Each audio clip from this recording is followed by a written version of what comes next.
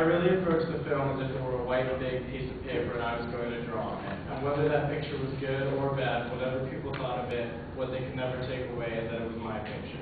I think Johnny Depp kind of summed it up there when you approach a film, because coming from the behind the scenes aspect of it, there's, no matter what people say about your film, it's still yours, and that's something that you can always have. So today I just wanted to outline for you like the main processes that go into creating a film. There's many steps that go into making a film, and not one is more important than the other, but that's still up for debate. And I've been directly involved in film work for a while now, and have many personal experiences with the behind-the-scenes stuff.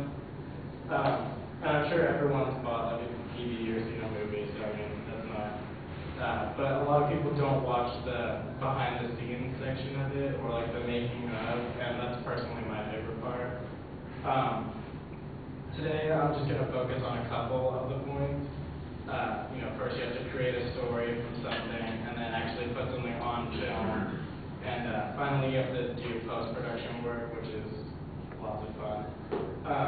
So every movie starts somewhere, and it usually involves a script followed by a storyboard.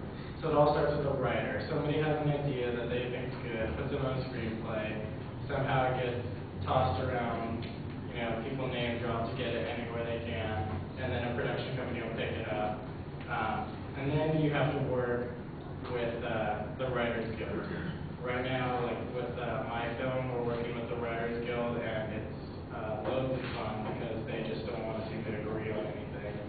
So that's a very tedious part of it because we can't even start finding funding until you have the script in hand. But once you do have the script, you create a storyboard.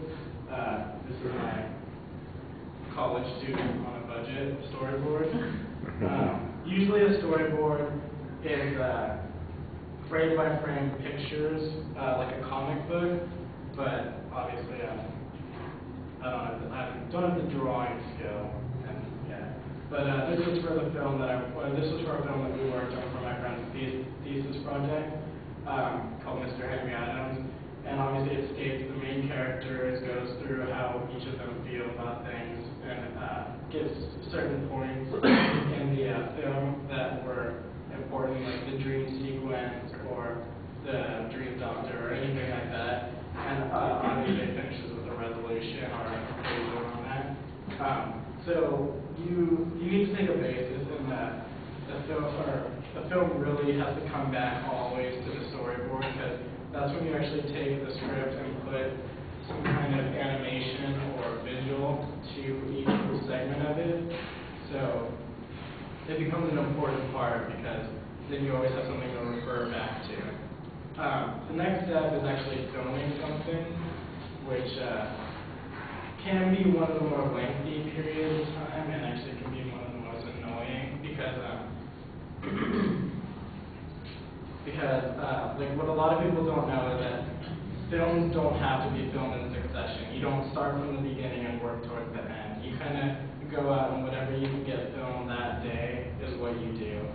And it gets really tricky because you have to log the times that you started and times that you finished, because if you're going to film something, like if you're going to film the end first, you have to make sure that it starts out with a lighter time than it did when you ended.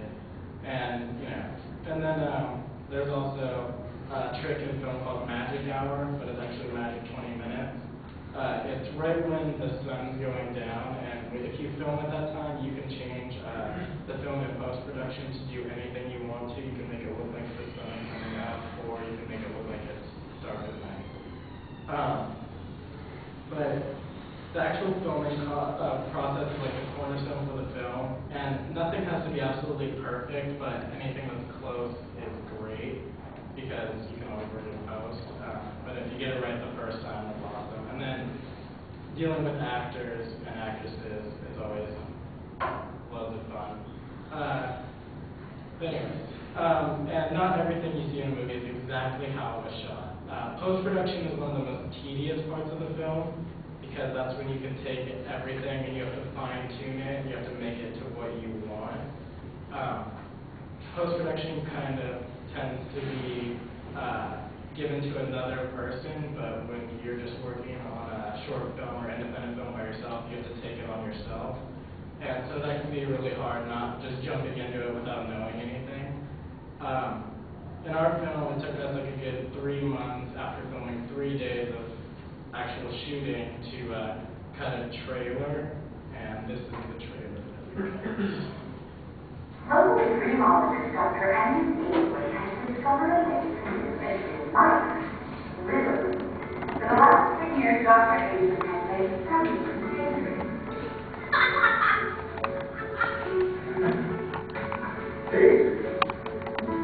Daydreams are often overlooked and rarely studied. You know, just because of the speaking of our religion, that's being more wrong.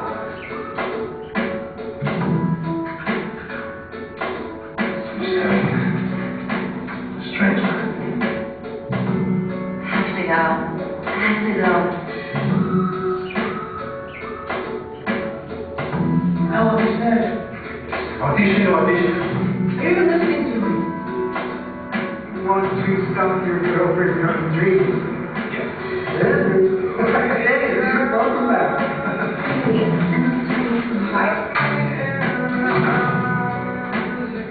I guarantee you won't find that right there. I need to feel your hand upon my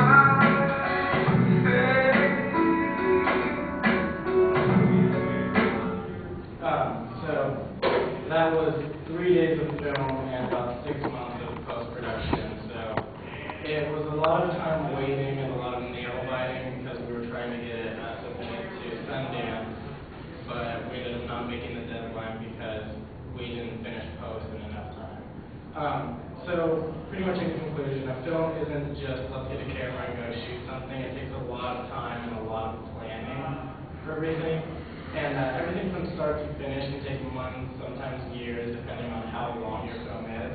And films can't be rushed because you always want something to be just right. So you have to make sure that the 3 steps that you go through, like from the script to post-production, has to be all in sequence.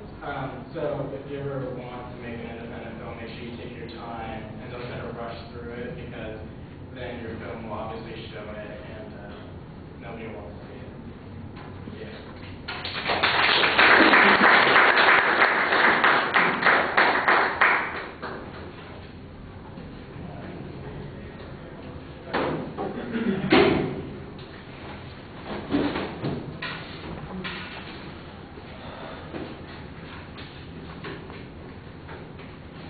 So Melissa, what did you think? The thesis was clear. The preview was a little muddy, but I got the preview pretty well in the end.